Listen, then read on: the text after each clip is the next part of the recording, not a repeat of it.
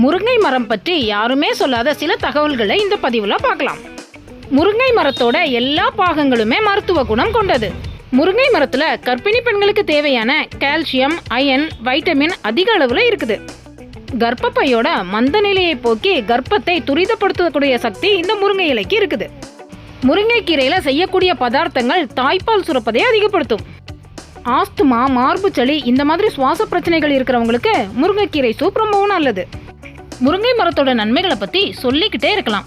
இவ்வளவு நன்மை தரக்கூடிய முருங்கை மரத்தை எப்படி வளர்க்கலாம்? முருங்கை மரத்தில் கொத்து கொத்தா பூக்கள் வர்றதுக்கு என்ன செய்யலாம்? அந்த பூக்கள் உதிராம காய்கள் வர்றதுக்கு என்ன பண்ணலாம்?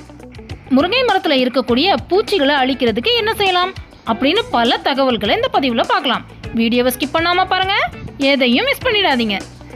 நீங்க பார்க்கக்கூடிய இந்த முருங்கை மரம் ஒரு மரத்துல இருந்து வெட்டி போட்ட கிளைய தான் வச்சோம். கிளையோட அடிப்பாகம் தரையிலையும், அதாவது மணல்லையும், மேல் பாகம் காஞ்சிடாம இருக்கிறதுக்காக சாணம் உருண்டை அல்லது மைக்கா கவரையும் கட்டி வச்சிடலாம். இந்த மாதிரி வைக்கும்போது சில நாட்கள்லேயே முருங்கை மரம் தளிர் விட ஆரம்பிச்சிடும். முருங்கை மரத்துக்கு ஒரு நாள் விட்டு ஒரு நாள் கொஞ்சமா தண்ணி ஊற்றினாலே போதும். அதிக தண்ணி தேவைப்படாது, அதிக பராமரிப்பும் தேவைப்படாது. நட்டி வச்ச கிளைகள்ல தளிர் வந்ததும் அதை அப்படியே வளர விடாம அதோட ஓரத்தை இந்த மாதிரி ஒடிச்சு, அதாவது கட் பண்ணி விட்டுடணும்.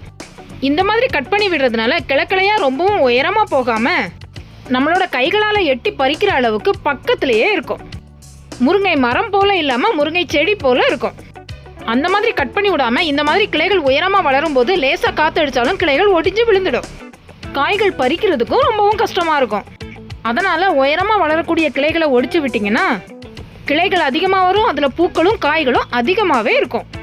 முருங்கை மரத்துல தளிர்கள் அதிகமாக வந்ததும் பூக்கள் பூக்க வேண்டிய காலத்துல நல்லா புளிச்ச மோரும் அதோட கொஞ்சமா கல்லுப்பும் கலந்து மரத்தோட வேர் பகுதியில இருக்கிற மணலை நகட்டிட்டு அதுக்கு அடியில ஊத்தி வச்சிடுங்க. இந்த மாதிரி புளிச்ச மோர் ஊத்தும் போது செடிகளுக்கு தேவையான சத்துக்கள் அதிகமா கிடைக்கிறதுனால பூக்கள் கொத்து கொத்தா பூக்க ஆரம்பிச்சிடும். பூத்திருக்கக்கூடிய பூக்கள் உதிராமல் காய்க்கிறதுக்கு புளிச்ச மோரோட கட்டி காயத்தையும் சேர்த்துக்கோங்க. ஒரு நாள் அப்படியே ஊற விட்டுட்டீங்கன்னா பெருங்காயம் அப்படியே மோரோட சேர்ந்து கரைய ஆரம்பிச்சிடும். இந்த மாதிரி பெருங்காயம் கலந்த மோரை செடிகளோட வேர்கள்ல கொஞ்சமா மணலை நகட்டிட்டு ஊத்தும் போது பூக்களுக்கு தேவையான சத்துக்கள் கிடைச்சி பூக்கள் உதிராம காய்க்க ஆரம்பிச்சிடும். அடுத்ததா முருங்கை மரத்துல இருக்கக்கூடிய பெரிய பிரச்சனையே அதுல இருக்கக்கூடிய பூச்சிகள் தான். இந்த மாதிரி பூச்சிகள்ல இருந்து பாதுகாக்கிறதுக்கு ஒரு கட்டி காயத்தை 4 துண்டா பிரிச்சுக்கோங்க.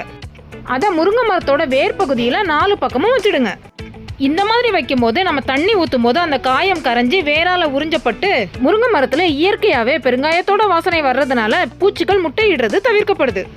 பூக்கள் பூக்கக்கூடிய சீசன் ஆரம்பிச்சதும் கட்டிக்காயம், மஞ்சள், வசம்பு 3ஐயும் தண்ணி விட்டு நல்லா கொதிக்க விட்டு அது நல்லா ஆறுனதும் அது கூட மாட்டோட கோமியமும் கலந்து செடிகள் இலைகள்லாம் தெளிச்சு விட்டோம்னா பூச்சிகள் தொல்லை இருக்காது. முருங்கை மரத்துல சத்துக்கள் அதிகமா இருக்கிறதுனால எல்லார் வீட்லயுமே கட்டாயம் ஒரு முருங்கை மரம் இருக்க வேண்டியது அவசியம். முருங்கையை நட்டவன் வெறுங்கையோடு போவான் அப்படிங்கிறது பழமொழி. அதாவது எப்பவுமே முருங்கைக்கீரை காய்கள்லாம் சாப்பிட்றவங்க வயதானதுக்கு அப்புறமும் கை கால் நடுக்கமோ கம்பு ஊனி நடக்க வேண்டிய அவசியமோ இருக்காது. முருங்கை மரத்துக்கு பராமரிப்பும் அதிகமா தேவையில்லை, தண்ணியும் அதிகமா தேவையில்லை.